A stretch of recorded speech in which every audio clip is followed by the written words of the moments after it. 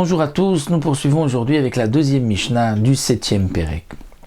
La Mishnah nous dit la suite de la Mishnah précédente, nous avons vu que lorsqu'on a trouvé de l'argent, on ne sait pas exactement de quel shofar ça provient, d'où est-ce que c'était destiné. Alors la Mishnah poursuit, nous dit maintenant, si on a trouvé de l'argent, c'est-à-dire à Yerushalayim, au marché devant ceux qui vendaient des bêtes, eh bien on considère l'éolam maaser, c'est-à-dire que même toute l'année, on considère que cet argent est maaser sheni. Puisque comme on le sait, lorsque quelqu'un a une récolte qui a poussé en Eretz Israël, ou des fruits qui ont poussé en Eretz Israël, il doit prélever trumot ou maasrot, il y a le maaser sheni. Le maaser sheni, on doit prendre les fruits, la récolte et la monter à Yerushalayim. Si on habite trop loin, on peut transférer la Kedusha sur de l'argent. Et cet argent qui a donc la sainteté de Maaser Sheni, on la portera à Yerushalayim et on achètera avec quelque chose que l'on pourra manger. Généralement, on achetait des korbanot shlamim et avec ces korbanot shlamim, on les mangeait dans cette Kedusha donc de Maaser Sheni.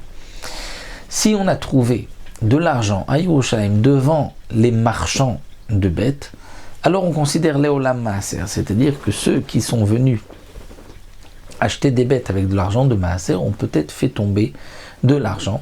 Et donc on devra prendre cet argent et acheter aussi quelque chose qui se mange ou un korban pour pouvoir l'offrir en tant que shlamim. Pourquoi toute l'année? Parce que même ceux qui venaient au moment des 3 fêtes, les mitzvot n'avaient pas, avec tout l'argent du maaser sheni qu'ils avaient de toute l'année, ils ne pouvaient pas en si peu de temps tout manger.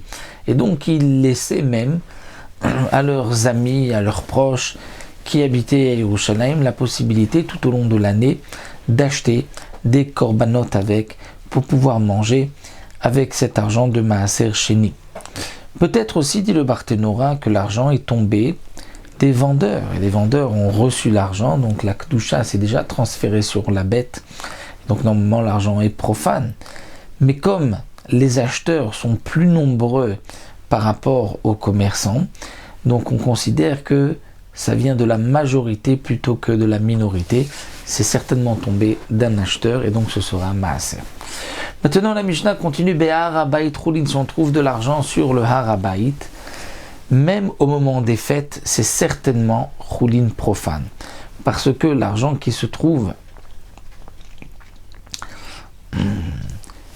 au har habayit, on suit la majorité de l'année, et on va dire que cet argent est certainement tombé même avant les fêtes, et donc c'est de l'argent qui est chulin, qui est profane.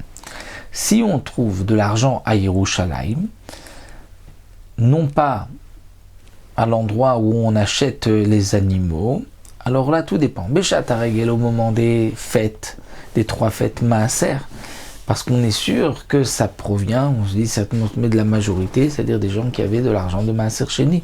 Béchar, Kolimot Hashana, mais tout au long de l'année, c'est chulin, c'est profane.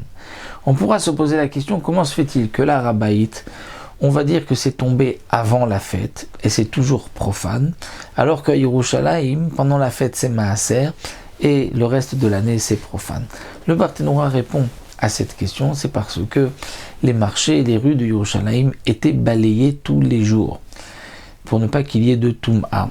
Alors que le har habayit n'avait pas besoin d'être balayé, d'abord parce qu'il était en hauteur et aussi on ne rentrait pas avec ses chaussures, donc le vent enlevait déjà ce qu'il y avait, toute poussière, donc on ne balayait pas le har habayit, alors que les rues du Yerushalayim étaient balayées, donc si c'était tombé avant la fête, on aurait déjà depuis longtemps trouvé cet argent. Si on a trouvé cet argent maintenant, c'est que c'est de l'argent de la fête et c'est pour cela que c'est maaser. Voilà, nous avons terminé avec cette Mishnah. On se retrouvera Bezrat Hashem pour une prochaine Mishnah. Cette fois-ci, si on a trouvé de la viande à Yerushalayim ou ailleurs, quel est le din? Nous le verrons dans la 3e Mishnah.